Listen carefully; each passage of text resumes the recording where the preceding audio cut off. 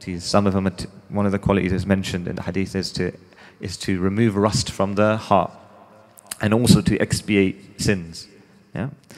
The dhikr here I'll go through briefly as a method. So the diagram shows in the pit of the stomach that one imagines their sins, and so imagine this is maybe any addictions or sins related to, or blockages related to maybe unlawful attainment of wealth or lust for the opposite gender, or any of these sins that you are aware of personally, because you know yourself better than anyone. Yeah. And you imagine that they're in the pit of your stomach. And then as you say la, and you say la as elongated, that you bring these sins up to the head, as you can see in the diagram. Yeah? You say la and bring them up to the head. And then you say ilaha. Ilaha is almost rejecting them. So you again, you imagine the name of Allah subhanahu wa ta'ala in white light, and that when you recite la, that the sin is being lifted into the head region towards the name of Allah subhanahu wa ta'ala. And then you say ilaha, as if you're rejecting this. And then you say illallah. So the light from the name of Allah subhanahu wa ta'ala then strikes the heart. So it's like as if you're replacing the desire for these sins with the light and love of Allah subhanahu wa ta'ala. Yeah?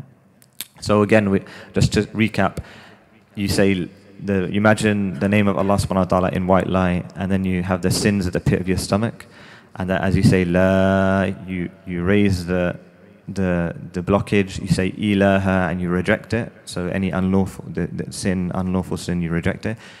Ilaha illallah. So illallah, you point to the heart. So you can help visualize, you can slightly move your head. So as you focus on the sins in the stomach, you can lower your head. La ilaha and in illallah. So almost like you can use your head to visualize what's happening. Does that make sense? Yeah? So again, this dhikr, how often do you do it? Every day. Every day. For how long? So it's recommended that you do the dhikr al-muraqabah, or the dhikr at least, for 15 to 20 minutes every day. Yeah? 15 to 20 minutes every day. Now, you all have access, inshallah, to mentors who can support you through this. And if people are struggling with the understanding of the method of these, please feel free to reach out to any of the ustads, and there are also brothers among you who also are aware of this method, that they can talk you through it. So please leave today with an understanding of what these are, and that you have a clear understanding of how to plan them. Yeah. Yeah. I think this wraps it up. So is everyone clear what the 5 amals are? Can I pick someone to test them? Sorry? The sincerity. So do you want me to go through the sincerity? Sure. So if you go to page 117 in your books, it has a sincerity sheet there, and in the bottom it has a description. So it mentions in all major good deeds, so prayer or dhikr or the muraqabah that I've just shown, that you refresh that you're doing this for the pleasure of Allah in the beginning, in the middle, and in the end. Yeah? Does that make sense? At the end of the action. So imagine I'm speaking here today. I refresh the thought in the beginning that, oh, I'm doing this for the pleasure of Allah subhanahu wa ta'ala. In the middle of the speech, I will refresh, oh, Allah subhanahu wa ta'ala, I'm doing this for your pleasure. And then at the end of the speech, I will also refresh that. Does that make sense? Yeah. And that's to refresh the state of sincerity. Yeah. Does that make sense? Any other questions? Uncle Iqbal.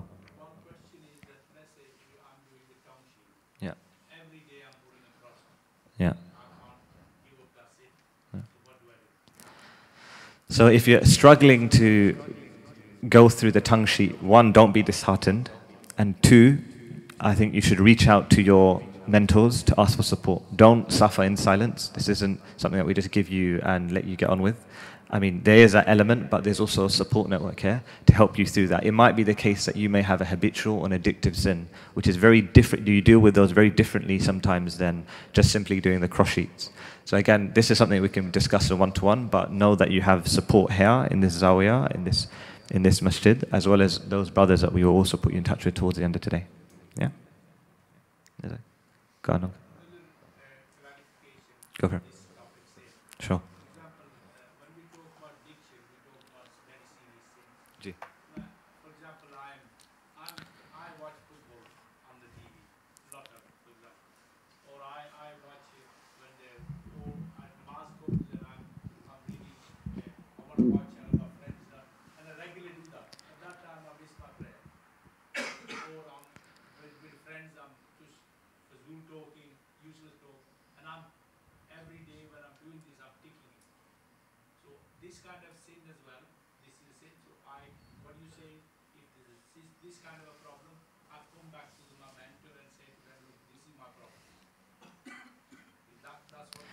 Yeah, so just as Uncle Iqbal has clarified that, if you have an issue with a specific sin, so for example, Uncle Iqbal mentioned, I think, useless talk or backbiting or even swearing, some people habitually swear, then, and you're finding that you're not being able to progress during the month, then again, reach out to your mentor and happily we will speak to you and maybe give you a specific solution for that specific sin. Does that make sense? Yeah. Okay, I think that wraps this session up. It was meant to be extremely quick and a refresher for you. So yeah, we've got 10 minutes, but I'd rather give it back. If for you, those who need to do wudu and prepare for the ascentic prayer, we'll have dhuhr very soon. So I would recommend people do their wudu early and maybe do their lata'if cleansing and for them to perform it in their sunnah. And then we also have the dhuhr jama'ah. So if that, I think that's it. Subhanak wa hamdik wa nashhadu an la ilaha illa anta nastaghfiruka wa natubu ilayk.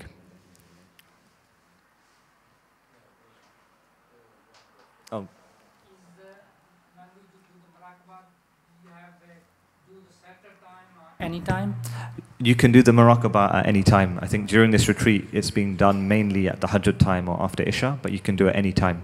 So for the dhikr muraqabah, you have to allocate about 10 to 15 minutes in your day, at any time that you can find time in your day. Yeah. One thing I'll say about the dhikr and the muraqabah, the key to doing these is planning. Because if you don't plan, you plan to fail.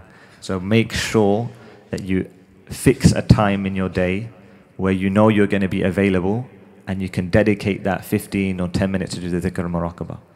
Yeah? For people in London, we commute a lot. So we go on public transport, it can take an hour. So that's also a good time for us. But you work out whenever is most available in your day and then stick to that. Because there's a clear link between when you commit sins of the tongue or you're finding it difficult to do your sincerity sheet or your tongue sheet or sins of the organs, you'll very much notice that it's because you've either let go of one of these. Do you understand?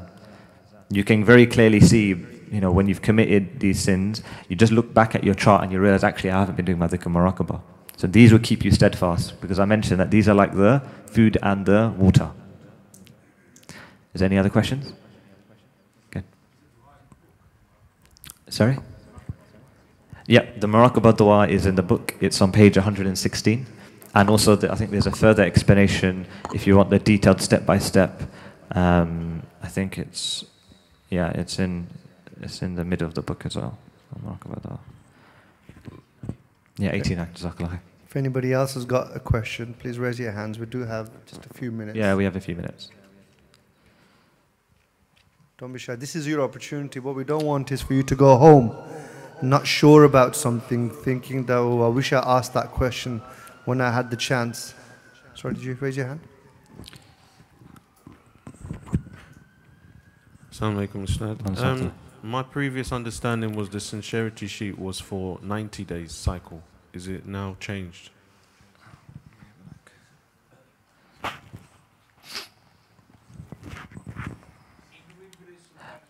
I think if you can complete the 30 days, then it's likely to be extended to the 90 days. But for now, on this sheet, it's for 30 days.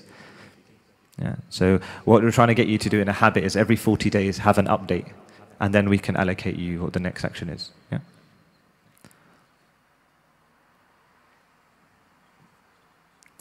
Anybody else? Just a question on this. When you do the sheet, if you put a cross on, don't start putting a tick next to the cross. You have to change the line. So leave that blank sheet where the cross is after 4 days, for example. Then start on the next line put the date on and start doing. That will remind you you made a mistake on that day, inshallah. One suggestion I'll give, and this is something that I use personally myself.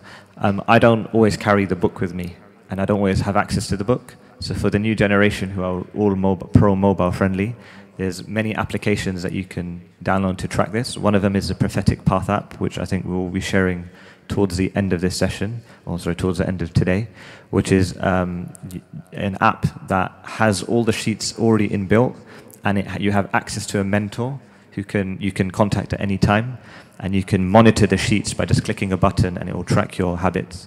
If that doesn't work for you, there's also many other habit tracking apps that you can use. So one I use is Habitbull, but there's a number of different applications that you can download, and then on the go you can track yourself.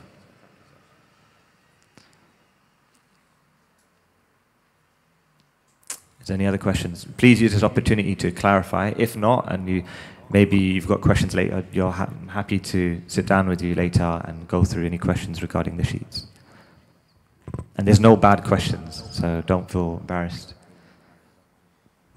As we've said, this is the foundation of the spiritual journey, so it's absolutely critical that brothers understand this before they go home today. And I know up until yesterday, people were asking questions that they did not fully understand what the 5 amals were and how to do the tick sheets. Good. Okay, 1 second.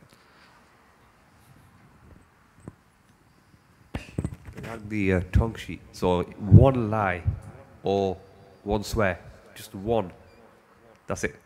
Because the reason why, I know it might sound, really harsh, but the purpose of it is to make you more conscious of yourself. If you're conscious of yourself when you swear once, do you think you're going to swear again the next day? Because you know that the risk is high now, that you've got to start your purification all over again.